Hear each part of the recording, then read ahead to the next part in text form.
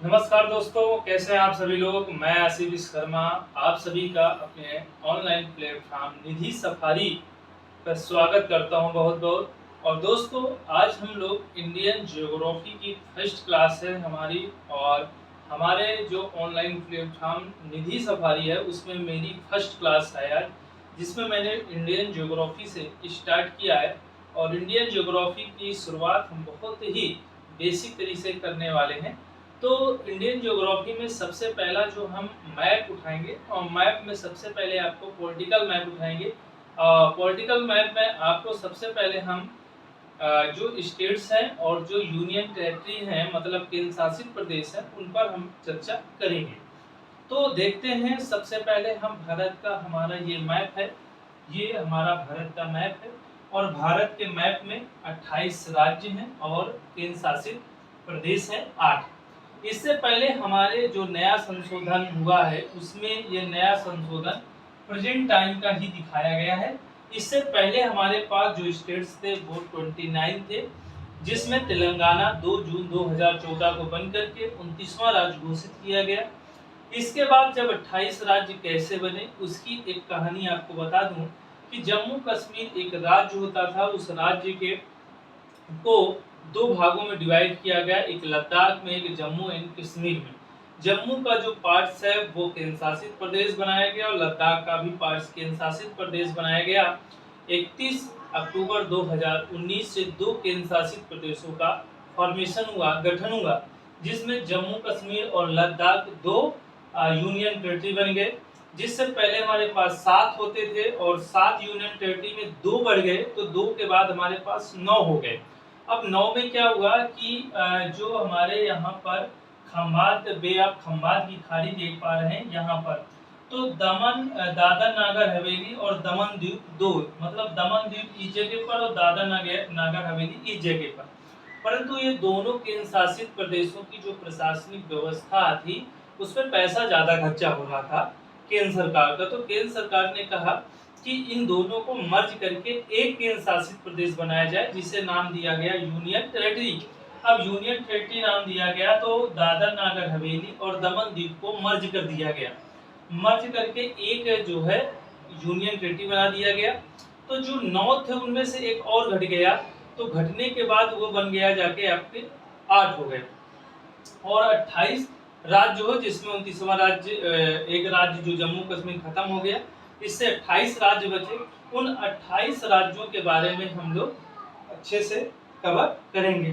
ठीक, अब बात आती है कि कुछ हमारे पड़ोसी भी देश हैं, जिन पड़ोसी देश में नेटवर्क जो कंट्रीज हैं, जैसे नेटवर्क कंट्रीज में पाकिस्तान है।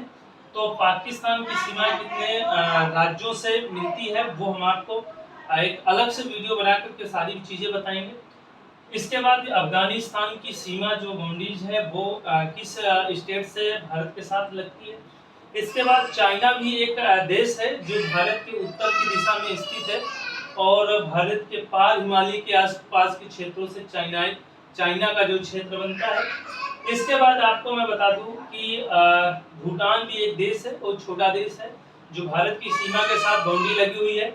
इसके बाद नेपाल एक देश है जो उत्तर प्रदेश, बिहार, कुछ राज्यों से इनकी सीमा बनती है नेपाल की।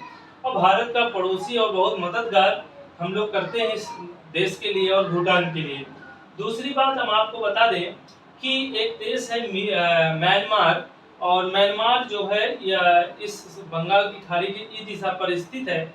इसके बाद एक बांग्लादेश है जो त्रिपुरा को 3 ओर से घेरे हुए है और वेस्ट बंगाल के ईस्ट में है, वो है बांग्लादेश, जिसकी राजधानी ढाका है।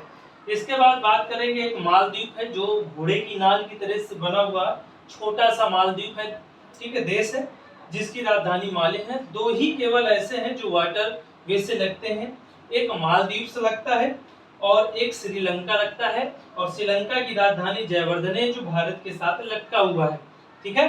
दूसरी बात आपको बताते हैं कि जो भारत का जो प्रायद्वीपीय भाग है, 3 ओर से घिरा हुआ प्रायद्वीपीय भाग, और इधर की तरफ हिंद और उधर पूरा मिला के हिंद महासागर है। तो हिंद महासागर के नाम में भारत का नाम डाला गया है, बताया गया है कि भारत का नाम हिंदुस्तान रखा गया है। इधर एक आपको बता दें कि ये बे ऑफ बंगाल है, मतलब बे ऑफ बंगाल मतलब खंबात की खाड़ी है, सॉरी खंबात की खाड़ी कहते हैं, बंगाल की खाड़ी है। और इधर खंबात की खाड़ी है जहां पर दादरा नागर हवेली और दमन दीव के क्षेत्र के आसपास। ये अरबियन सी है जिसे हम लोग अरब सागर बोलते हैं हिंदी में, और इसे हम बंगाल की खाड़ी बोलते हैं दोस्तों। इस प्रकार अब हम सारे जितने भी स्टेट्स हैं भारत के, वो सारे स्टेट्स के बारे में जानने की कोशिश करेंगे, उनके सारे कैपिटल के बारे में जानने की कोशिश करेंगे। जैसे ऊपर ये जम्मू और कश्मीर है और इधर क्या है, लद्दाख है। जम्मू कश्मीर की राजधानी श्रीनगर है और यहाँ पर विधानसभा बनाई गई है, लेजिस्लेटिव असेंबली, और यहाँ पर नहीं बनाई गई लद्दाख, बिल्कुल ठीक है। इतना चीज ध्यान रखें पहले, क्योंकि लद्दाख लेह लद्दाख को जिला एक माना जाता था, डिस्ट्रिक्ट माना जाता, कच्छ के बाद दूसरा सबसे बड़ा क्षेत्रफल की दृष्टि से जिला था। इसके बाद इसके नीचे हिमाचल प्रदेश है और हिमाचल प्रदेश की जो राजधानी है वो है शिमला, ठीक है। बात आती है पंजाब, पंजाब की राजधानी है चंडीगढ़, और फिर है हरियाणा, इसके जस्ट नीचे हरियाणा है। यहाँ है उत्तराखंड, उत्तराखंड जो है क्या कहते हैं, हिमाचल प्रदेश के नीचे हिस्से पर है, उत्तरांचल इसका नाम था, और अब इस वर्तमान समय में उत्तराखंड जानते हैं जो उत्तर प्रदेश से कटकर अलग होकर के एक नया स्टेट से बना था।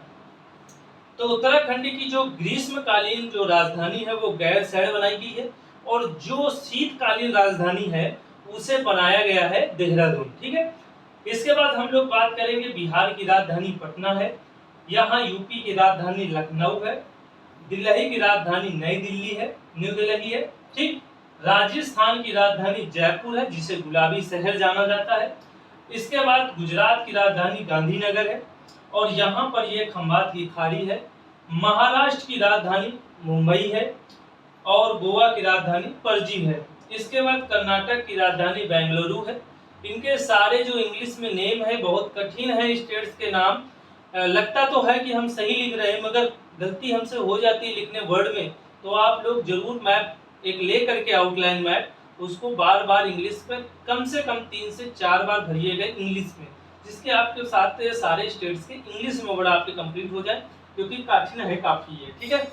दूसरी बात है, आंध्र प्रदेश की राजधानी अमरावती है, तेलंगाना की राजधानी हैदराबाद है, उड़ीसा की राजधानी भुवनेश्वर, काफी देखिए वर्ड कठिन है, भुवनेश्वर, BHUBANESSWAR,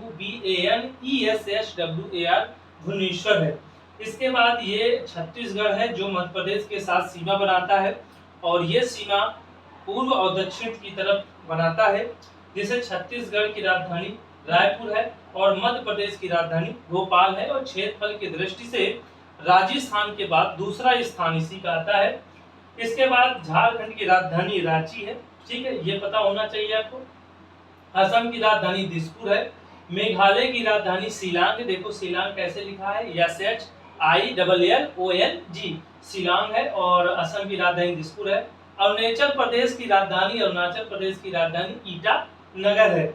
इसके बाद भूटान की राजधानी थिम्पू है, क्या है, थिम्पू है, और सिक्किम की राजधानी गंगटोक है, ये थोड़ा सा ध्यान में रखेंगे।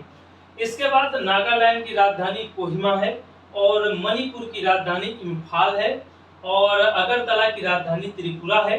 इसके बाद क्या बात करते हैं, मिजोरम की जो राजधानी है वो आइजोल है। देखो कठिन है लिखने में, आपको लगता है कि हम आइजोल आसानी से लिख सकते हैं इंग्लिश में, नहीं, आइजोल की राजधानी मिजोरम की राजधानी आइजोल है, आई मतलब AIZAWAL, आइजोल है, ठीक है। और त्रिपुरा की राजधानी अगरतला है जो बांग्लादेश के साथ 3 ओर से घिरा हुआ है, ठीक है।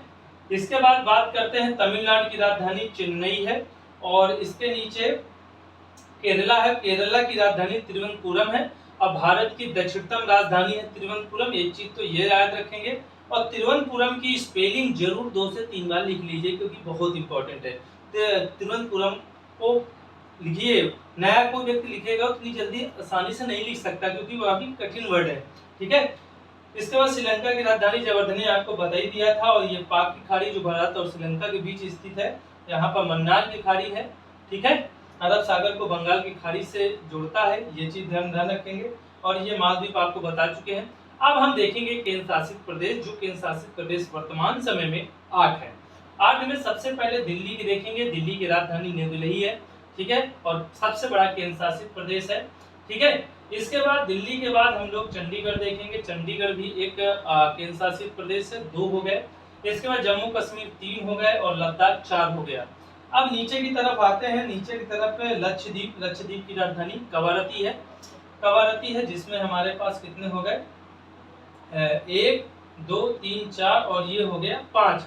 5 के बाद दादर नागर हवेली एवं दमन दीव, ठीक है, तो ये हो गया आपका 6। कितना हो गया, 6 हो गया। और इसकी राजधानी जरूर नई बनी है तो जरूर ध्यान रखें, दादर नागर हवेली और दमन दीव की राजधानी क्या है, दमन है।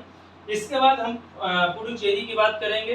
पुडुचेरी एक केंद्र शासित प्रदेश है, ठीक है। इसके बाद ये फ्रांसीसियों के अधीन रहा है। जैसे गोवा पुर्तगालियों के अधीन रहा है, तो ये जो है फ्रांसीसियों के अधीन रहा है। अब बे ऑफ बंगाल की खाड़ी में एक अंडमान निकोबार द्वीप समूह स्थित है, आइलैंड स्थित है, जिसका नाम अंडमान निकोबार पड़ गया। ऊपर के हिस्से के अंडमान जो 4 पार्ट में विभक्त है और निकोबार 3 भाग में, ठीक है। और अंतिम छोर जो है वो ग्रेट निकोबार का है, जिसमें दक्षिणतम बिंदु इंदिरा पॉइंट स्थित है। तो इस प्रकार से ये हमारे पास पूरे जितने 8 केंद्र शासित प्रदेश है वो कंप्लीट होते हैं दोस्तों। तो 28 राज्य और 8 केंद्र शासित प्रदेश आपके कंप्लीट होते हैं, ठीक है।